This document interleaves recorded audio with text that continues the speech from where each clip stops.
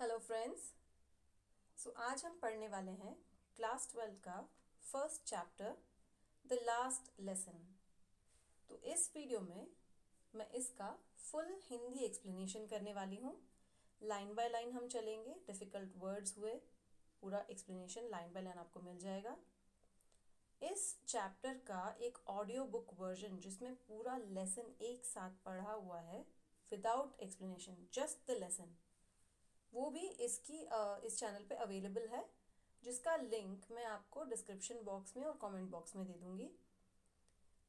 Chapter एक बार समझने के बाद नेक्स्ट टाइम क्विक रिवीजन के लिए आप उसका यूज़ करिएगा, क्योंकि हर बार फुल एक्सप्लेनेशन सुनने की ज़रूरत नहीं होती है। एग्ज़ाम टाइम में आपको टाइम सेव करना है, जल्दी सारे चैप्टर्स पढ़ने हैं, तो हमारे पास फुल प्लेलिस्ट है जिसमें आपके स्कूल के सारे सिलेबस के एनसीईआरटी बुक के सारे चैप्टर्स ऑडियो बुक वर्जन में भी हैं। तो एक बार जब आपकी प्लेलिस्ट आप समझने वाली एक्सप्लेनेशन वाली कंप्लीट कर लें और आप चैप्टर एक बार समझ लें, तो एग्ज़ाम टाइम में सिर्फ ऑडियो बुक सुनने से भी आपका रिवीजन ईजिली हो सकता है। वो भी इस चैनल पे अवेलेबल है। तो चलिए अब देखते हैं इस चैप्टर का एक्सप्लेनेशन। About the author. अब ऑथर हैं लेखक। लेखक कौन है इस चैप्टर के? अल्फोंस डॉडे, जो 1840 से 1897 के बीच में थे, और ये थे एक French novelist and short story writer. तो इन्होंने कई नॉवेल्स और शॉर्ट स्टोरीज लिखी हैं फ्रेंच में, फ्रेंच भाषा में। नाउ ये जो चैप्टर है last lesson is set in the days of the Franco Prussian war. France और प्रुशिया के बीच में जो वॉर हुई थी 1870 से 1871 के बीच में, उस टाइम पीरियड के बारे में ये स्टोरी है। अब Prussia then consisted of what is now the nations of Germany, Poland and parts of Austria. अब जो पहले प्रुशिया था, अब जो कंट्रीज हैं वहाँ पे, वो जो एरिया था उसमें अब जो कंट्रीज हैं उनका नाम है जर्मनी, पोलैंड और कुछ पार्ट्स ऑफ ऑस्ट्रिया जो आज बन गए हैं। उस समय ये सब मिले हुए थे एक साथ और इसको लीड कर रहे थे बिस्मार्क, और उसको कहा जाता था, उस समय उसको कहा जाता था प्रुशिया। अब in this story, French districts of Alsace and Lorraine have passed into Prussian hands. अब वॉर में जो फ्रांस के डिस्ट्रिक्ट्स हैं एल्सेस और लोरेन, वो अब प्रुशिया में मिल गए हैं। Read the story to find out what effects this had on the life at school. अब जब एक नेशन दूसरे नेशन से हार जाता है, तो नॉट ओनली बड़े बड़े चीज़ों में बट एक स्कूल लेवल तक भी दूसरे कंट्री क्या नए रूल्स लेके आती है उसके बारे में ये स्टोरी है। और ये क्यों इम्पोर्टेंट है, स्कूल लेवल पे चेंजेस क्यों किए जाते हैं, ये भी बहुत इम्पोर्टेंट है, क्योंकि वो देश की नींव है। अब देखते हैं स्टोरी में क्या होता है। I started for school very late that morning and was in great dread of a scolding. अब जो स्टोरी का हीरो है, प्रोटैगनिस्ट, वो स्कूल के लिए लेट हो रहा है। ऑब्वियसली जैसा हम देख सकते हैं वो स्कूल का बच्चा है, स्टूडेंट है एक, और सुबह लेट हो गया है और वो ऑलरेडी डरा हुआ है क्योंकि उसको आज हो सकता है डांट पड़ने वाली है। Specially because M Hamel, monsieur is for mister, जो हम बोलते हैं इंग्लिश में, फ्रेंच में कहते हैं मिस्योर, एंड उसका शॉर्ट फॉर्म होता है M Hamel had said that he would question us on participles. अब मिस्टर हैमल जो हैं उनके टीचर, उनको पार्टिसिपल्स, अब पार्टिसिपल्स है फ्रेंच ग्रामर, उस पे आज क्वेश्चनिंग होनी थी। उनको कहा गया था, टास्क दिया गया था कि आपको पार्टिसिपल्स पढ़ के आने हैं और मैं आज इस पे आपसे क्वेश्चंस पूछूंगा। And I did not know the first thing about them, और मैंने तो आज इसकी पढ़ाई करी नहीं, मुझे तो कुछ भी नहीं आता। For moment I thought of running away and spending the day out of doors. तो बच्चा क्या सोचता है कि मैं भाग जाता हूँ, आज मैं बाहर ही दिन बिताता हूँ, मैं स्कूल जाता ही नहीं हूँ। It was so warm, so bright, the birds were chirping at the edge of woods and in the open field back of the sawmill the Prussian soldiers were drilling. तो वो कह रहा है कि अच्छा वार्म डे था, मतलब imagine करिए जैसे ठंडी के दिन हो और अच्छी धूप खिली हो, तो हमारा भी मन हो जाता है ना धूप में बैठने का। तो बस उसको भी ऐसा ही था कि वो तो ठंडा ही देश है, तो वहाँ तो धूप निकलना ही अपने आप में मज़ेदार बात होती थी। तो दिन ब्राइट था, वार्म था, चिड़िया चहचहा रही थी, और जो ओपन फील्ड्स थे, खेत थे, और सॉ मिल जो लकड़ियाँ काटने का जो मिल होती थी, उसके पीछे ओपन खेतों में प्रूशियन सोल्जर्स, ये दिखा रहा है कि सोल्जर्स कंट्री में एंटर कर चुके हैं और वो अपनी नॉर्मल एक्सरसाइज, परेड और प्रैक्टिस कर रहे हैं वॉर की। तो ऐसा नहीं है कि वो युद्ध हो रहा है, युद्ध हो चुका है, प्रूशियन सोल्जर्स जीत चुके हैं और इनके ही गांव में वो अपनी प्रैक्टिस भी कर रहे हैं। मतलब इतना नॉर्मल हो चुका है उनका यहाँ रहना। It was all much more tempting than the rule of participles. अब इस बच्चे के लिए ये सब देखना ज़्यादा इंटरेस्टिंग था बजाय के स्कूल जाकर वो पार्टिसिपल्स के रूल याद करना। But I had the strength to resist and hurried off to school. पर फिर भी उसने क्या किया, अपने ऊपर अपना जोर चलाया और कहा नहीं, स्कूल जाना चाहिए, और वो फटाफट हरीड ऑफ, मतलब जल्दी जल्दी स्कूल की तरफ जाने लगा। When I passed the town hall, there was a crowd in front of the bulletin board. जो उनके गांव का टाउन हॉल था, एक बिल्डिंग जो टाउन के बीच में है और ज़्यादातर ऑफिशियल गवर्नमेंट वर्क, उस तरह के काम वहाँ होते हैं। वहाँ पे लगा है एक बुलेटिन बोर्ड। बुलेटिन बोर्ड होता है जैसे हमारे स्कूलों में लगा होता है नोटिस बोर्ड, जहाँ कोई भी नई इन्फॉर्मेशन आती है तो वहाँ स्टिक की जाती है, जहाँ से कॉमन पीपल उसको पढ़ के जानकारी ले सकें। For the last 2 years, all our bad news had come from there. तो जनरली पिछले 2 सालों से जब ये वॉर चल रही थी तो उनको आने वाली सारी बुरी खबरें उस बुलेटिन बोर्ड से ही उनको पता चली थी। कैसी बुरी खबरें? Lost battle, the draft, the orders of the commanding officers, जो भी वो लोग जो भी हार रहे थे या जो भी बुरी खबरें वॉर से रिलेटेड जो भी आ रही थी, उनको उस बुलेटिन बोर्ड से ही पता चल रही थी। And I thought to myself without stopping, what can be the matter now? अब ये स्कूल की तरफ भाग रहा है, रुका नहीं देखने के लिए बुलेटिन बोर्ड में क्या लिखा है, पढ़ा नहीं, रुका नहीं, बस मन में जरूर ख्याल आ गया कि अब क्या हो गया। Then, as I hurried by as fast as I could go, the blacksmith watcher who was there with his apprentice reading the bulletin called after me. अब ये भाग रहा है तो वहाँ जैसे बहुत सारे लोग खड़े हैं, उसमें एक ब्लैकस्मिथ भी खड़ा है। ब्लैकस्मिथ होता है जो लोहे की चीज़ें, लोहे का काम करता है, ठठेरा बोलते हैं हिंदी में जिसको, जिसका नाम है वॉचर यहाँ, जो अपने अप्रेंटिस, अपने जूनियर के साथ में खड़ा है और बुलेटिन बोर्ड पढ़ रहा है। उसने इस बच्चे को आवाज़ दी, don't go so fast bub, you will get to your school in plenty of time. तो उसने बोला कि बेटा, ये बब जो वर्ड है ये फ्रेंच में ऐसे छोटे बच्चों को प्यार से, जैसे हम बेटा बोल देते हैं, वैसे बेटा भागो नहीं, जल्दी जाने की कोई ज़रूरत नहीं है, तुम्हें काफ़ी टाइम है अभी स्कूल पहुंचने के लिए। जबकि बच्चे को पता है कि वो लेट हो रहा है और ये वॉचर बोल रहा है कि अब बहुत टाइम है, तुम इतनी जल्दी करने की कोई ज़रूरत नहीं है। दैट मीन्स वॉचर ने कुछ तो ऐसा जान लिया है जो उस बच्चे को नहीं पता है स्कूल से related. I thought he was making fun of me and reached M. Hamel's little garden all out of breath.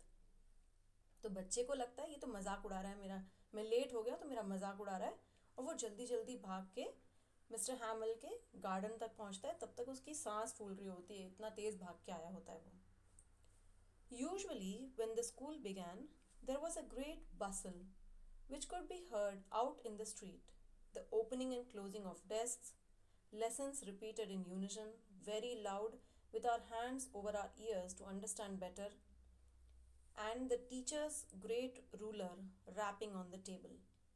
तो बोलता है यूजुअली जब हम स्कूल पहुंचते थे और स्कूल शुरू होता था तो बहुत ही ग्रेट बसल, मतलब बहुत आवाज़ और शोर शराबा ये सब होता था, घमाघमी जिसको बोलते हैं होती थी, which could be heard on the street, मतलब स्ट्रीट तक भी सुनाई देता था।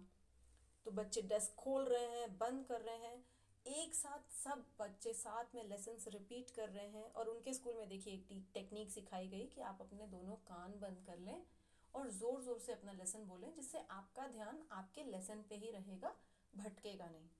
तो बच्चे वो सब कर रहे होते हैं। और इसके अलावा एक और चीज़ होती है, टीचर जो होते हैं वो अपनी स्केल, रूलर से टेबल पे मार रहे होते अटेंशन गेन करने के लिए, बच्चों का ध्यान अपनी तरफ खींचने के लिए. But now it was also still. But आज तो ऐसा कुछ भी नहीं हो रहा था. I had counted on the commotion to get to my desk without being seen. मुझे तो लगा था कि ये सब हो रहा होगा तो मैं चुपके से बिना किसी की नज़र में आए अपने सीट तक पहुंच जाऊंगा. But of course that day everything had to be so quiet as Sunday morning. मतलब आज ही का दिन होना था कि संडे मॉर्निंग जैसी क्वाइटनेस होनी थी जब मैं लेट हो गया हूँ. और संडे मॉर्निंग क्वाइट क्यों है? क्योंकि उस दिन स्कूल की छुट्टी होती है. Through the window I saw my classmates already in their places and M. Hamill walking up and down with his terrible iron ruler under his arm.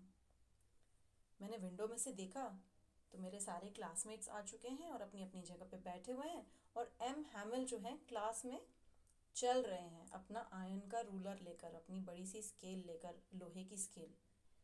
तो डर तो इसे लग रहा है. I had to open the door and go in before everybody. मुझे दरवाज़ा खोल के सबके सामने जाना पड़ा. You can imagine how I blushed and how frightened I was. अब आप इमेजिन कर सकते हो कि मैं कैसा शर्मा गया होगा और कितना मुझे डर लगा होगा. But nothing happened. But कुछ हुआ ही नहीं. M. Hamill saw me and said very kindly, "Go to your place quickly, little Franz. We were going to begin without you. We were beginning without you." तो इसको बड़ा आश्चर्य हुआ. अरे कुछ भी नहीं हुआ. और उल्टा वो टीचर, उन्होंने इतने प्यार से काइंडली बोला, चलो जल्दी बैठ जाओ लिटिल फ्रांस. फ्रांस बच्चे का नाम है. यहाँ पहली बार हमें इंट्रोड्यूस हुआ है कि अभी तक जिसकी स्टोरी हम सुनते आ रहे हैं उसका नाम क्या है? फ्रांस. तो वो बोल रहे हम तो तुम्हारे बिना ही शुरू करने वाले थे. अच्छा हुआ तुम आ गए. I jumped over the bench and sat down at my desk. Not till then, when I had got a little over my fright, did I see that our teacher had on his beautiful green coat, his frilled shirt, and the little black silk cap, all embroidered, that he never wore except on inspection and prize days. अब ये क्या हुआ है कि बच्चा आके अपनी seat पे बैठा और थोड़ा उसका डर शांत हुआ, सांस ली उसने, आसपास देखा, फिर उसने टीचर को नोटिस किया कि उन्होंने आज अपनी ब्यूटीफुल ग्रीन कोट पहनी है और उनकी फ्रिल वाली शर्ट एंड उनकी ब्लैक कलर की एक कैप पहनी है जिसमें बहुत सारी सुंदर एम्ब्रॉयडरी बनी हुई है. अब स्पेशल बात क्या है इस ड्रेस के बारे में कि वो ड्रेस सिर्फ वो उन्हीं दिनों में पहनते थे जब कोई इंस्पेक्शन हो या कोई प्राइज डिस्ट्रीब्यूशन डे हो. मतलब कोई स्पेशल ओकेजन वाली ड्रेस थी. तो इस बच्चे को कुछ तो खटका होगा कि अरे आज ये टीचर इस ड्रेस में क्यों. Besides, the whole school seemed so strange and solemn. और बड़ा शांत सा लग रहा है स्कूल, है ना? अजीब सी बात है ये तो. आज स्कूल इतनी शांत और ऐसा क्यों लग रहा है? But the thing that surprised me most was to see on the back benches that were always empty, the village people sitting quietly like ourselves. But सबसे ज़्यादा सरप्राइजिंग बात, आश्चर्य वाली बात तो ये थी कि हमारे क्लास के बैक बेंचेस, पीछे वाले बेंचेस जो ज़्यादातर खाली रहते थे. और ये खाली क्यों रहते थे ये हमें चैप्टर में आगे पता चलेगा, क्योंकि जो इस विलेज के पीपल थे पढ़ाई को ज़्यादा सीरियसली ले नहीं रहे थे, तो क्लास हमेशा फुल भरी हुई रहती भी नहीं थी. तो यूजुअली जो सीट्स खाली होते थे वहाँ पे आज विलेज के पीपल बैठे हैं. बच्चे तो बच्चे बैठने ही थे, बट विलेज के पीपल, बड़े लोग भी बैठे हुए हैं. ओल्ड हाउसर, जो उनके गांव का कोई ओल्ड व्यक्ति है, कोई पढ़ा लिखा व्यक्ति, उन्होंने अपनी 3 कॉर्नर्ड हैट पहनी हुई थी. वो the former mayor, the former post master and several other besides. तो उनके गांव के जो इम्पोर्टेंट पीपल थे, जो farmer mayor, farmer post master, पढ़े लिखे लोग और इम्पोर्टेंट लोग सब, और बहुत सारे विलेजर्स भी पीछे सीट्स पे बैठे हुए थे. Everybody looked sad, and Hauser had brought an old primer, thumbed at the edges, and he held it open on his knees with his great spectacles lying across the pages. सब दुखी लग रहे थे और हाउसर जो हैं वो अपनी एक ओल्ड बुक लाए थे, प्राइमर, जो उनके ग्रामर की बुक है, फ्रेंच ग्रामर की. Thumbed at the edges means कि अच्छी खासी यूज्ड बुक थी, पुरानी बुक थी और अच्छे से यूज्ड थी. मतलब उन्होंने अपने टाइम से इस बुक को काफ़ी समय से यूज़ किया हुआ था, वो पता चल रहा था, पेजेस खराब हो चुके थे थोड़े से कॉर्नर से। उन्होंने उसको ओपन करके अपने घुटनों पे रखा हुआ था और अपने चश्मा भी रखा हुआ था। While I was wondering all about it, M. Hamill mounted his chair and, in the same grave and gentle tone which he had used to me, said, "My children, this is the last lesson I shall give you." तो जितना ये अब ये देख रहा था अपने आसपास, वो सोच रहा था ये क्या हो रहा है आज, क्या डिफरेंट है। तो एम हैमल अपनी चेयर पे बैठे और एक सॉफ्ट जेंटल टोन में सबसे बात करी और कहा, बच्चों, ये लास्ट लेसन है जो मैं आपको दे रहा हूँ। The order has come from Berlin to teach only German in the schools of Alsace and Lorraine. उनका कहना था कि बर्लिन से ऑर्डर आ गया है कि अब स्कूल में सिर्फ जर्मन सिखाई जाएगी, फ्रेंच नहीं सिखाई जाएगी। The new master comes tomorrow. This is your last French lesson. I want you to be very attentive. तो टीचर बताते हैं क्योंकि ऑर्डर आ गया है, क्योंकि वो हार गए हैं वॉर, और दूसरा देश जो जीत गया है उसने अब नए ऑर्डर्स डाल दिए हैं कि उनके कंट्री की लैंग्वेज ही यहाँ सिखाई जाएगी, और जो यहाँ कंट्री की नेटिव लैंग्वेज है फ्रेंच, अब वो यहाँ नहीं सिखाई जाएगी। तो ये इनका लास्ट फ्रेंच लेसन था। एंड टीचर चाह रहे थे कि अब तुम प्लीज़ ध्यान से सुन लेना। What a thunderclap these words were to me. मतलब उसको तो झटका लग गया कि ये क्या बोल रहे हैं। Oh the wretches, that was what they had put up at the town hall. अब उसको रियलाइज हुआ कि वो टाउन हॉल में जो बुलेटिन बोर्ड पे लगा हुआ था, नोटिस बोर्ड में, वो क्या इंफॉर्मेशन थी। My last French lesson, why, I hardly knew how to write, I should never learn any more, I must stop there then, oh how sorry I was for not learning my lessons. अब क्या हो रहा है, इसको suddenly realise हो रहा है, अरे मेरा लास्ट फ्रेंच लेसन, अरे मुझे तो अभी ठीक से लिखना भी नहीं आता, मुझे तो ठीक से कुछ पता ही नहीं है, तो मैं यहीं रोक दूँ और सीखूँ भी नहीं, बस हो गया। अब उसे बुरा लग रहा है कि I am feeling very sorry for not learning my lessons. मतलब इतना समय था और सर रोज़ पढ़ा रहे थे तो मैंने सीखा नहीं। और मैं क्या कर रहा था, सीकिंग बर्ड्स एग्स और गोइंग स्लाइडिंग ऑन द सार। मैं क्या कर रहा था, चिड़ियों के अंडे खोज रहा था या सार नदी पे स्लाइडिंग करने चला गया था। My books that had seemed such a nuisance a while ago, so heavy to carry, my grammar and my history of the saints were old friends now that I couldn't give up. वो सोच रहा है कि मेरी किताबें जो अभी तक मुझे इतनी भारी लग रही थी लाने के लिए और परेशानी लग रही थी, न्यूसेंस था मेरे लिए, एक परेशानी थी मेरे पास ये बुक्स, सडनली ये ग्रामर की बुक और मेरी हिस्ट्री ऑफ द सेंट्स की बुक जो है मेरे ओल्ड फ्रेंड्स जैसी हो गई जिनको मैं छोड़ना नहीं चाहता।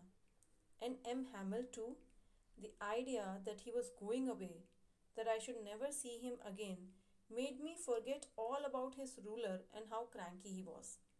तो ऐसा होता है कि जब कोई चीज़ हमारे हाथों से छूटने वाली रहती है ना, सडनली हमें उसकी वैल्यू रियलाइज़ होने लगती है। वैसे ही वो टीचर भी उसको आज बुरे नहीं लग रहे थे, और वो उनके रूलर की पिटाई और उनके क्रैंकी बिहेवियर सबको आज भूल गया, जस्ट बिकॉज वो अब उनसे कभी नहीं मिल पाएगा।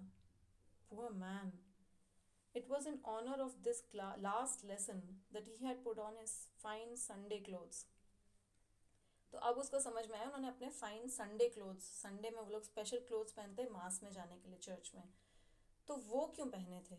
And now I understood why the old man of the village were sitting there in back of the room. और अभी उसको रियलाइज हुआ कि विलेज के पीपल क्यों रूम में बैठे हुए थे। It was because they were sorry too, क्योंकि उन्हें भी बुरा लग रहा था that they had not gone to school more. तो विलेज पीपल भी ज़्यादा पढ़े लिखे, सब लोग पढ़े लिखे नहीं थे, ज़्यादा पढ़े लिखे वो कोई भी नहीं थे। It was their way of thanking our master for his 40 years of faithful service and of showing their respect for the country that was theirs no मोर।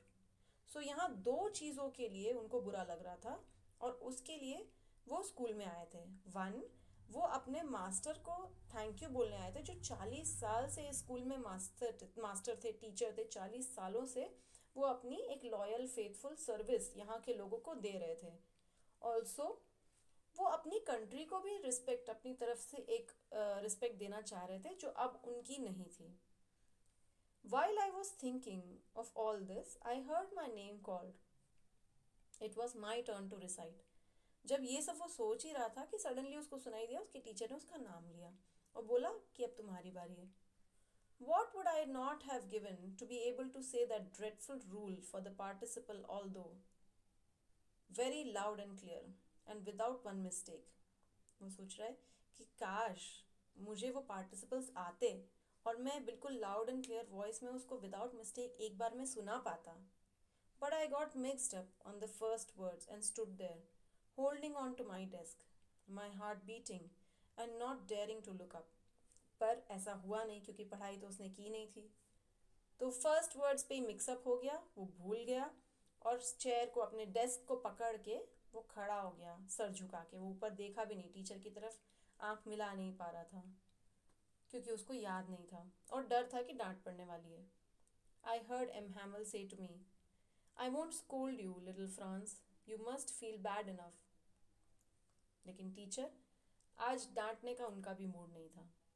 उन्होंने बोला मैं तुम्हें नहीं डांटूंगा, I won't scold you, you must feel bad enough. तुम्हें खुद ही पहले ही बहुत बुरा लग रहा होगा, जो पहले सिचुएशंस का भी बुरा लग रहा होगा और शायद कहीं उन्होंने उसके गिल्ट को भी समझ लिया कि मेरे पास मैंने पढ़ाई क्यों नहीं की वाला फील भी उनको समझ में आ गया.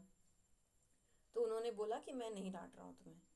सी how it is, every day we have said to ourselves, bah I have plenty of time, I learn it tomorrow, and now you see where we have come out. तो वो भी समझ रहे हैं, बोल रहे हैं कि पहले हम क्या बोलते थे. देखो रोज़ हम अपने आप को बोलते थे कि हाँ अभी तो बहुत टाइम है, मैं तो कल पढ़ लूँगा. ये सब हम सभी ये करते हैं. सेशन के बिगिनिंग में हम सबको यही लगता है अभी तो बहुत टाइम है, सब हो जाएगा. एंड देखते ही देखते सडनली हम लास्ट डे तक पहुंच जाते हैं, लास्ट लेसन तक पहुंच जाते हैं. तो इसके साथ भी यही हुआ. वो सोचते रहे सालों से, नॉट जस्ट फ्रांस, फ्रांस अकेला नहीं था ऐसा, सभी की बात कर रहे हैं वो, कि हम सभी यही सोचते रहे कि बहुत टाइम है पढ़ने का.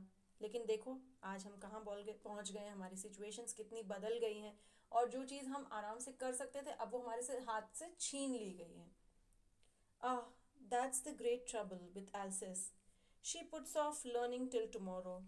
तो वही बोल रहे, एल्सिस के सभी लोग ही ऐसे हैं. Now these fellows out there will have the right to say to you, how is it you pretend to be Frenchman and yet you can neither speak nor write your language. तो वो बोल रहे हैं कि देखो आज हमने वो दूसरे देश वालों को क्या मौका दे दिया कि वो हमसे पूछेंगे तुम फ्रेंचमैन होने का नाटक करते हो, तुमको तो ना फ्रेंच बोलनी आती है ना लिखनी आती है, ऐसे कैसे फ्रेंचमैन हो, तुम्हें अपनी खुद की भाषा नहीं आती. But you are not the worst poor little Franz, we have all great deal to reproach ourselves with. बोलते तुम अकेले नहीं हो फ्रांस, ये हम सबकी ही गलती है और इसके लिए हम सबको ही गिल्टी फील करना है. Your parents were not anxious enough to have you learn. They preferred to put you to work on a farm or at the mills so as to have a little more money. तो बोलते हैं कि तुम्हारी भी अकेले की गलती नहीं, तुम्हारे पेरेंट्स को भी कोई ज़्यादा इच्छा नहीं थी कि तुम जाके पढ़ाई में ज़्यादा ध्यान दो. उन्हें भी ये चाहिए था कि तुम किसी फार्म में या मिल में छोटी मोटी जॉब कर लो और थोड़ा पैसा कमा लो, क्योंकि उस समय उनके फैमिली और विलेज की सिचुएशन ऐसी थी कि पैसों की ज़रूरत ज़्यादा थी.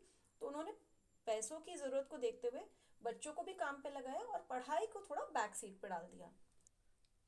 And I have been to blame also. Have I not often sent you to water my flowers instead of learning your lessons? And when I wanted to go fishing did I not just give you a holiday? तो वो कहते हैं आगे कि तुम्हारे parents ने तो जो किया वो किया, बट मैं एक टीचर होते हुए भी मेरी भी गलती है, क्योंकि मैंने भी तो कई बार अपने पौधों में पानी देने के लिए तुम्हें भेज दिया जब तुम्हें अपने लेसन्स लर्न करने होते थे, या जब मुझे फ़िशिंग जानी होती थी तब मैंने तुम्हें छुट्टी दे दी. तो ऐसा नहीं कि सिर्फ तुम्हारी गलती है या तुम्हारे पेरेंट्स की गलती है, ये हम सबकी एक कलेक्टिव सी गलती है. Then from one thing to another M. Hamel went on to talk of the French language, saying that it was the most beautiful language in the world. सो बातों बातों में उन्होंने ये बोलना स्टार्ट करा, फिर फ्रेंच लैंग्वेज के बारे में बात करी.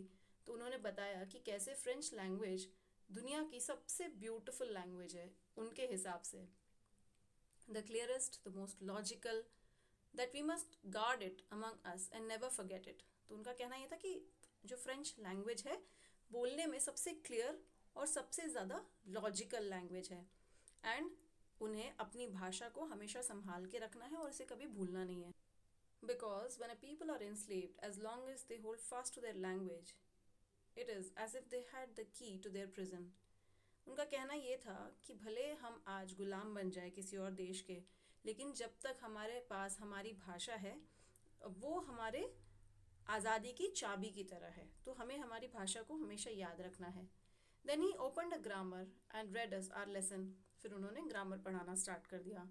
आई was amazed to see how well I understood it. All he said seemed so easy, so easy. So अभी आज क्या हुआ, जब उन्होंने पढ़ाना स्टार्ट किया तो वो फ्रांस को अपने आप पे आश्चर्य होता है, अमेजमेंट होती है कि कैसे आज उसको सारी बातें समझ में आ रही है और ग्रामर बड़ी ईजी लग रही है। I think too that I had never listen so carefully.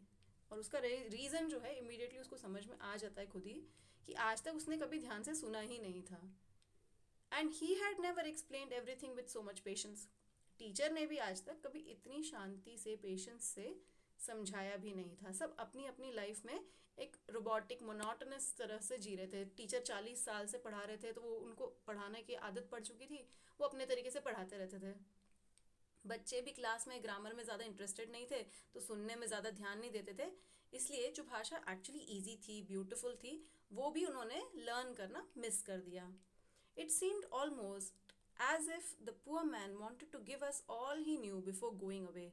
सो ऐसा लग रहा था क्लास में आज देखकर कि वो जो टीचर हैं वो जितना भी कुछ जानते हो इस भाषा के बारे में सब एक ही दिन में दे देना चाहते थे। And to put it all in our heads at one stroke, मतलब एक ही बार में, एक ही दिन में जितनी फ्रेंच उन्हें आती हो सब बच्चों में बांट देना चाह रहे थे। After the grammar we had a lesson in writing. So grammar की क्लास ख़त्म हुई, फिर राइटिंग की क्लास स्टार्ट हुई। That day M Hamel had new copies for us, written in a beautiful round hand, France Alsace, France Alsace. So grammar के बाद writing के लिए उन्होंने न्यू कॉपीज लाई थी आज, जिसमें ब्यूटीफुल हैंड राइटिंग, जो कर्सिव हैंड राइटिंग है उसमें लिखा हुआ था फ्रांस एल्सिस, जो उनके कंट्री और उनके डिस्ट्रिक्ट का नाम था, वो कॉपीज पे लिखा हुआ था। They looked like little flags floating everywhere in the class room, in the school room. ऐसा लग रहा था कि चारों तरफ स्कूल में उनके कंट्री के फ्लैग्स लटक रहे हों। So you ought to have seen how everyone set to work and how quiet it was. Usually उनकी क्लास में हमेशा आवाज़ होती रहती थी, बच्चे इंटरेस्टेड नहीं थे, आपस में बात कर रहे होते थे, लेकिन आज जब उनको सच्चाई पता चल रही है कि ये उनका लास्ट लेसन होने वाला है, लास्ट डे है ये फ्रेंच सीखने का, तो सब क्वाइटली अपना काम एक साथ करने लगे। The only sound was the scratching of the pens over the paper. सिर्फ पेन्स की आवाज़ आ रही थी, पेपर पे लिखते समय जो स्क्रैचिंग आवाज़ आती है ना, छोटी सी स्क्रैचिंग आवाज़, सिर्फ वो आ रही थी। Once some beetles flew in, but nobody paid any attention to them. कुछ मक्खियाँ बीटल्स भी उड़ के आ गई, बट किसी ने उस पर ध्यान दिया, not even the littlest ones. तो जब सबसे छोटे बच्चे थे क्लास के, जो जनरली कुछ नया होता है क्लास में तो उनका ध्यान अट्रैक्ट हो जाता है, कुछ बीटल्स आ गई, कुछ फ्लावर्स पे बाहर चिड़ियों की आवाज़ आ गई तो उनका ध्यान चला जाया करता था, बट आज किसी का भी ध्यान नहीं गया। Who worked right on tracing their fish hooks. Fish hooks French भाषा का इनिशियल एक राइटिंग टेक्निक है जिसमें कि आगे फ्रेंच लिखने के लिए उनको आसान होता, अपनी हैंड राइटिंग प्रैक्टिस कर रहे थे। जस्ट वो सबसे छोटे बच्चे तो जस्ट जैसे हमारे यहाँ standing line, sleeping line, slanting line, वैसा उनका फिश हुक्स एक थे, वैसा वो फ्रेंच प्रैक्टिस कर रहे थे।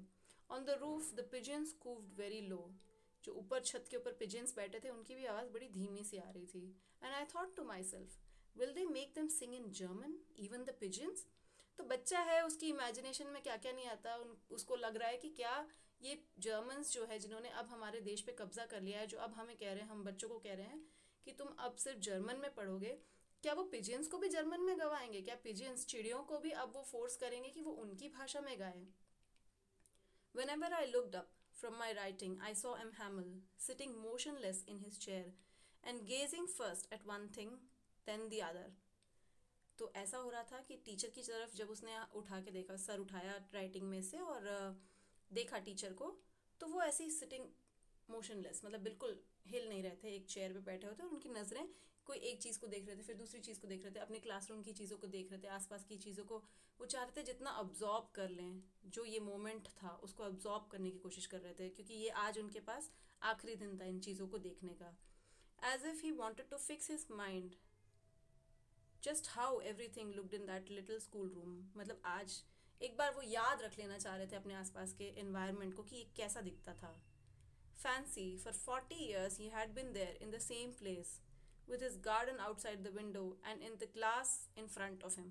मतलब 40 साल से ये क्लास उनके सामने थी, वो गार्डन सामने था, लेकिन आज फिर जब उन्हें पता चलता है कि ये बस आखिरी दिन है उनका इस देश में, तो वो इन मेमोरीज को अपने दिमाग में पक्का कर लेना चाह रहे थे. जस्ट लाइक दैट, मतलब सब कुछ बिल्कुल वैसा ही था. Only the desk and benches had been worn smooth. मतलब जो क्लासरूम में डेस्क और बेंचेस थी जिसमें बच्चे कई सालों से बैठ रहे थे, तो यूसेज की वजह से वो स्मूथ हो गई थी सरफेस. वुड का ये होता है कि वुड पे जितना यूज़ करते जाते हैं वो स्मूथ हो जाता है. The walnut trees in the garden were taller and the hop vine that he had planted himself twined about the windows to the roof. तो जो वॉलनट ट्रीज थी गार्डन में, छोटी रही होंगी कुछ सालों पहले, अब वो कई काफ़ी लंबी हो चुकी थी. एंड एक हॉप वाइन है, बेल होती है जो जो उन्होंने खुद ही प्लांट करी थी, अब वो विंडोज से लेकर छत तक पहुंच चुकी है. मतलब ज़मीन से लेकर छत तक पहुंच गई, इतने साल से वो यहाँ पे काम कर रहे हैं. How it must have broken his heart to leave it all, poor man. तो वो बच्चा फ्रांस समझ पा रहा है कि उनका तो दिल ही टूट गया होगा ये सब छोड़ के जाने के लिए. बेचारे वो टीचर जिन्होंने इतनी मेहनत करी, इतने साल अपनी मेहनत से इस जगह को ऐसा बनाया, अब उनको आज वो सब छोड़ के जाना पड़ रहा है. Poor man, to hear his sister moving about the room above, packing their trunks, for they must leave the country next day. और क्लासरूम के ऊपर ही वो टीचर के क्वार्टर्स थे जहाँ वो रहते थे अपनी सिस्टर के साथ में, और आवाज़ आ रही नीचे की वो टीचर की जो सिस्टर है वो अपना सामान पैक कर रही हैं. ट्रंक्स मतलब वो जो बड़े लोहे के पेटियाँ आती थी, पहले सामान उसमें ले जाया जाता था, तो पेटियों में वो सामान अपना भर रही थी और उनको अगले ही दिन कंट्री छोड़ के जाना था. But he had the courage to hear every lesson to the very last. After the writing we had a lesson in history and then the babies chanted their ba be B बो बू. तो उन्होंने अपने सारे lessons करवाए, writing भी करवाई, फिर उसके बाद में हिस्ट्री का लेसन भी हुआ. और जो यंगेस्ट स्टूडेंट्स थे, बेबीज जो बोल रहे हैं कि बेबीज मतलब सबसे छोटे हैं, उनको उनके ग्रामर के फर्स्ट फ्यू लेटर्स भी सिखाए गए. उनको जैसे हमारे यहाँ AEIOU जो हमारे वॉवल्स हैं, साउंड्स, वो उनको कराए गए. Down there at the back of the room old Hauser had put on his spectacles and holding his primer in both hands spelled the letters with them. तो जो ओल्ड हाउसर बैठे हुए थे कमरे में पीछे की तरफ, उन्होंने अपने चश्मे पहन लिए और अपनी प्राइमर जो ग्रामर की बुक है अपने हाथों में ले ली, और छोटे बच्चों के साथ में वो भी लेटर्स को बोलने लगे. You could see that he too was crying. His voice trembled with emotion and it was so funny to hear him that we all wanted to laugh and cry. So वो भी emotional हो गए थे, Hauser भी, उनकी आवाज़ नहीं निकल रही थी, काँप रही थी. और बच्चों को ये फ़नी भी लग रहा था कि इतने ओल्ड पर्सन छोटे बच्चों के साथ में AEIOU जैसे वॉवल्स जैसे प्रैक्टिस कर रहे हैं. उनको हंसी भी आ रही थी और साथ में उनके इमोशन को देख के उनको खुद भी रोने जैसा भी लग रहा था. How well I remember it, the last lesson. तो ये जो लास्ट लेसन है सबको हमेशा ही याद रहने वाला है. फ्रांस को भी हमेशा याद रहेगा, वो सोचता है कि मुझे कितने अच्छे से याद हो गया सब कुछ. All at once the church clock struck 12. तो बिल्कुल 12 o'clock की चर्च क्लॉक में से आवाज़ आ जाती है, 12 o'clock हो जाता है. Then the Angelus. At the same time, at the same moment the trumpets of the Prussians returning from drill sounded under our windows. So इसी टाइम पे जो प्रुशियन सोल्जर्स ड्रिल कर रहे थे, एक्सरसाइज अपनी परेड प्रैक्टिस वगैरह कर रहे थे, उनकी ट्रम्पेट्स की आवाज़ आने लगी और वो इनके स्कूल के विंडो के पास में से गुजर रहे थे. M. Hamel stood up, very pale in his chair. I never saw him look so tall. So उनके टीचर खड़े हो जाते हैं, उनके स्किन मतलब पेल सी लग रही है क्योंकि मुंह उतरा हुआ है, दुखी हैं वो, अपसेट हैं. तो वो बच्चा देखता है कि उनको, उसने बहुत सालों से उनको देखा हुआ बट इतने टॉल कभी नहीं लगे, आज वो बड़े टॉल से लग रहे थे. My friends, he said, I but something choked him. He could not go on. तो उनके टीचर ने my friends बोलना शुरू करा, लेकिन इसके आगे वो कुछ बोल ही नहीं पाए, उनका जो वॉइस निकला ही नहीं दुख के कारण. Then he turned to the blackboard, took a piece of chalk, and bearing on with all his might, he wrote as large as he could, Viva la France. So उन्होंने, क्योंकि वो लिख नहीं पा रहे थे बट उनके मन में फीलिंग्स बहुत ज़्यादा थी, तो उन्होंने ब्लैक बोर्ड की तरफ गए, पीस ऑफ चॉक लिया, चॉक से उन्होंने बोर्ड पे लिखा वीवा ला France, goodbye France. Then he stopped and leaned his head against the wall and without a word he made a gesture to us with his hand. तो फिर वो रुके और वो दीवार से सट के खड़े हो गए and without saying any word, कुछ बोल नहीं पा रहे थे बट उन्होंने हाथों से इशारा किया, school is dismissed, you may go. तो उन्होंने हाथ के इशारे से सबको कहा कि बस अब ये लेसन ओवर हो गया है, आप अब सब जा सकते हैं. सो फ्रेंड्स, यहाँ कंप्लीट होती है हमारे इस चैप्टर की Hindi explanation. And please make sure इसके बाद आप वो ऑडियो बुक वर्जन भी एक बार ज़रूर सुन लें. एग्ज़ाम के टाइम में एज अ रिफ्रेशर क्विकली आपका रिवाइज हो जाएगा. और इसके अलावा if you found this useful, please इस वीडियो को लाइक करें एंड चैनल को ज़रूर सब्सक्राइब करें, क्योंकि अभी आगे बहुत सारे चैप्टर्स के एक्सप्लेनेशंस आने वाले हैं. एंड ऑल्सो अगर आप इसको यूज़फुल फाइंड करते हैं तो प्लीज़ इस लिंक को अपने फ्रेंड्स और अपने जूनियर्स के साथ भी ज़रूर शेयर करें, क्योंकि उनके क्लासेस के भी बहुत सारे ऑडियो बुक्स अवेलेबल हैं. Not just your friends but आपके छोटे भाई बहन हो या उनके फ्रेंड्स हों, तो आप उनके साथ भी ये ज़रूर शेयर करें, क्योंकि हर क्लास का, क्लास 1 से लेकर 12th तक के हमारे पास ऑडियो बुक्स अवेलेबल हैं, तो सबके ही काम का है. तो please do share and thank you so much for listening.